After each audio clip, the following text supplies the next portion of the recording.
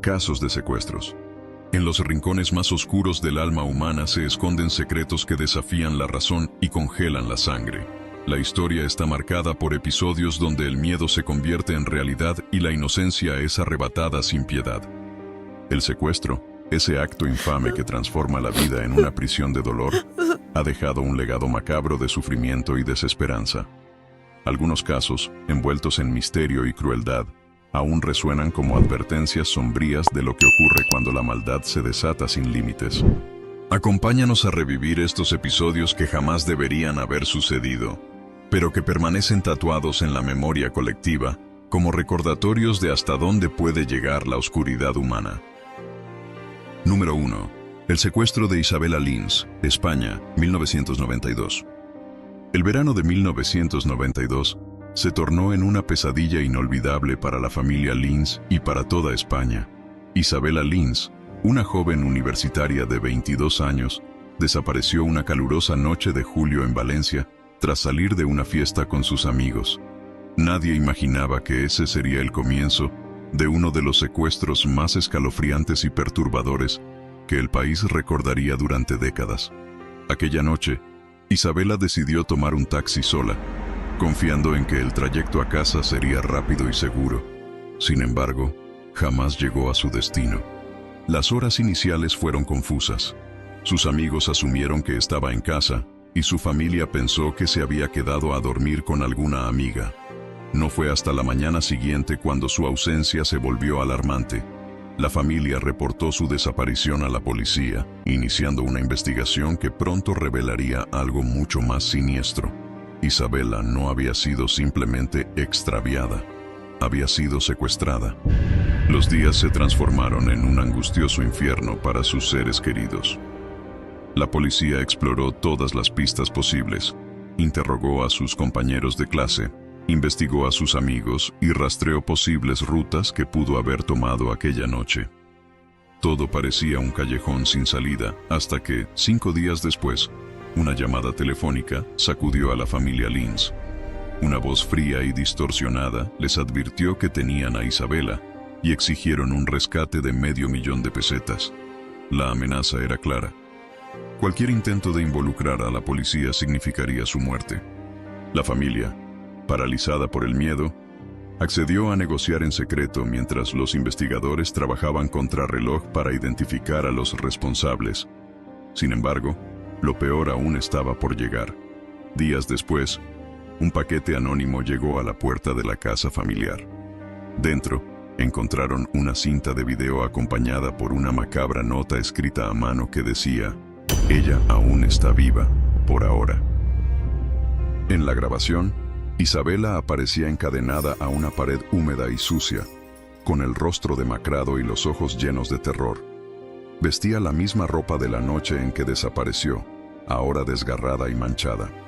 Su voz temblorosa apenas podía pronunciar las palabras que sus captores le obligaban a repetir. Suplicaba a sus padres que pagaran el rescate lo antes posible, porque se estaba acabando el tiempo. La crudeza del video estremeció a todo el país cuando fue filtrado a los medios, generando una ola de angustia colectiva. Los secuestradores eran expertos en sembrar el miedo. Cada llamada que hacían era calculada, cada mensaje cargado de una amenaza implícita. En una de esas llamadas, reprodujeron un breve audio de Isabella gritando y llorando, seguido de un espeluznante silencio. Era una advertencia directa. Estaban perdiendo la paciencia. La presión sobre la policía aumentaba y la familia se hundía en una desesperación abrumadora. Finalmente, tras semanas de búsqueda y gracias a un rastreo meticuloso de las llamadas, las autoridades lograron localizar el escondite. Una antigua casa rural abandonada en un remoto paraje boscoso. La operación de rescate fue rápida pero peligrosa. Temían que, al sentir la presencia policial, los secuestradores ejecutaran a Isabella. Cuando los agentes irrumpieron en la casa, encontraron un escenario digno de una película de terror. El aire estaba cargado de humedad y un hedor insoportable impregnaba las paredes mohosas. En el sótano, iluminado solo por una tenue bombilla parpadeante, descubrieron a Isabella. Estaba encadenada a una tubería oxidada, deshidratada y tan débil que apenas podía sostenerse en pie. Sus muñecas y tobillos estaban cubiertos de heridas infectadas por el roce constante del metal.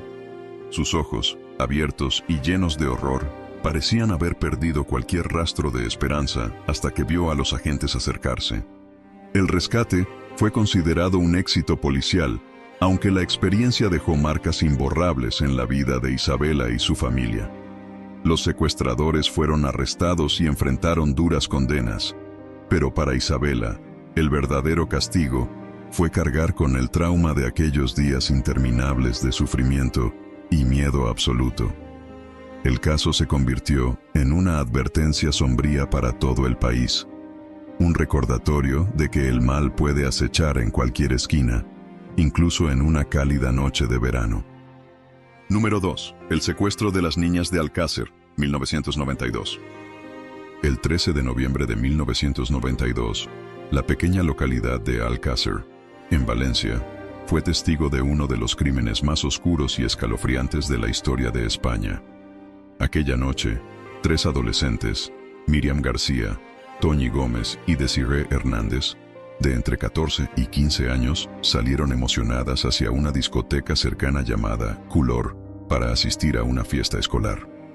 Nunca llegaron. Sus familias, sumidas en una pesadilla inimaginable, vivieron meses de angustia y dolor mientras el país entero se paralizaba con cada nueva revelación sobre el caso. Las 3 amigas fueron vistas por última vez haciendo autostop en la carretera principal de Alcácer. Era una práctica común en aquellos tiempos, especialmente en comunidades pequeñas donde la desconfianza parecía algo ajeno.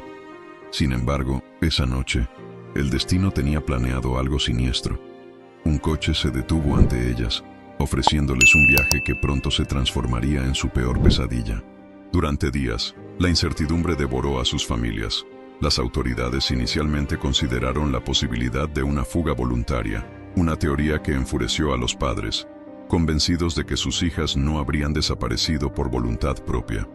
La investigación avanzó lentamente, mientras los medios cubrían cada detalle con morbosa intensidad. Pero lo peor aún estaba por llegar. Más de 2 meses después, el 27 de enero de 1993, 2 apicultores que caminaban por una remota zona montañosa conocida como La Romana, hicieron un hallazgo que estremeció a toda España. Entre arbustos y tierra removida, encontraron un improvisado y macabro entierro. Los cuerpos de Míriam, Toñi y Desiree estaban enterrados en una fosa poco profunda, envueltos en mantas sucias y atados con cuerdas desgastadas. Sus cadáveres mostraban signos de una brutalidad inimaginable, evidencias de tortura prolongada y abusos que ningún ser humano debería soportar. Los forenses revelaron que las niñas habían sufrido una tortura sistemática que se prolongó durante horas, tal vez días. Sus rostros aún reflejaban el pánico de sus últimos momentos, sus cuerpos desfigurados por golpes y heridas múltiples. El informe de la autopsia describía escenas dignas de una pesadilla, huesos fracturados, quemaduras y marcas de ataduras que hablaban de un sufrimiento inhumano. La investigación pronto se centró en 2 nombres que se grabarían para siempre en la memoria colectiva del país: Antonio Anglés y Miguel Ricart. Ricart fue detenido rápidamente, pero Anglés logró escapar en circunstancias confusas y jamás fue capturado. Según el testimonio de Ricart, las niñas fueron llevadas a la solitaria casa de La Romana, donde comenzó una orgía de violencia descontrolada que culminó con su asesinato. El juicio de Miguel Ricart se convirtió en un espectáculo mediático, plagado de irregularidades, teorías conspirativas y detalles espeluznantes que dejaron a la sociedad española sumida en el horror y la desesperanza. El rostro frío y sin remordimientos de Ricart durante el proceso judicial alimentó aún más el miedo y la repulsión de un país entero. Sin embargo, para las familias de las víctimas, el caso de las niñas de Alcácer nunca encontró un cierre real. La desaparición de Antonio Anglés se transformó en un misterio perturbador, dejando una sombra de duda y sospecha que persiste hasta el día de hoy. Muchos creen que hubo encubrimientos y que el alcance del crimen podría involucrar a más personas de lo que se informó oficialmente. El caso de las niñas de Alcácer no solo se convirtió en una herida abierta para España, sino también en una advertencia mortal sobre la maldad que acecha en los rincones más oscuros de la humanidad. La memoria de Miriam, Toñi y Desiree permanece como un trágico recordatorio de que el horror puede golpear incluso en los lugares más tranquilos, dejando cicatrices que nunca se borran.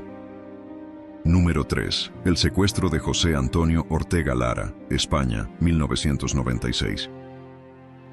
El 17 de enero de 1996, España fue testigo de uno de los secuestros más prolongados y sobrecogedores de su historia reciente. José Antonio Ortega Lara, funcionario de prisiones, fue secuestrado por la organización terrorista ETA y sometido a un cautiverio inhumano que se extendió por 532 días. Lo que comenzó como una operación de secuestro para presionar políticamente al gobierno español se convirtió en una pesadilla de sufrimiento y desesperanza que marcó para siempre la vida de Ortega Lara y la memoria colectiva del país. Esa fatídica noche, Ortega Lara regresaba a su casa en Burgos después de su jornada laboral habitual. Como era su costumbre, estacionó su automóvil en el garaje comunitario del edificio donde vivía con su familia. Fue entonces cuando un grupo de miembros de ETA, que había estado vigilándolo durante semanas, ejecutó su macabro plan. Lo esperaban ocultos, listos para actuar. Cuando Ortega Lara cerró la puerta del garaje, fue interceptado y reducido con extrema violencia. A punta de pistola, lo maniataron y lo obligaron a subir a una furgoneta que desapareció rápidamente en la fría y oscura noche. La operación había sido meticulosamente planeada. Lo llevaron a una vivienda rural apartada en Mondragón, donde habían construido un zulo subterráneo diseñado específicamente para ocultarlo durante meses o incluso años. El escondite era un pequeño habitáculo de menos de 3 metros cuadrados, con techos bajos y paredes de cemento húmedo y mohoso. No tenía ventanas ni ventilación adecuada. La única luz provenía de una bombilla desnuda que apenas iluminaba el opresivo espacio, convirtiéndolo en una tumba viva. Los primeros días fueron una pesadilla insoportable. Ortega Lara fue encadenado de pies y manos y obligado a permanecer en completa oscuridad durante largos periodos. Sus captores apenas le dirigían la palabra. Solo le entregaban comida racionada y le permitían asearse ocasionalmente con un cubo de agua helada. El frío era constante y paralizante, y la humedad del sótano convertía el aire en una mezcla sofocante de moho y desesperación. Cada día que pasaba se convertía en un tormento psicológico insostenible. Los terroristas intentaron deshumanizarlo por completo.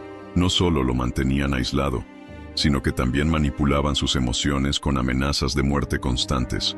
Le decían que su familia lo había olvidado y que jamás volvería a ver la luz del día. La soledad se convirtió en su peor enemiga, acompañada por el eco constante de sus propios pensamientos.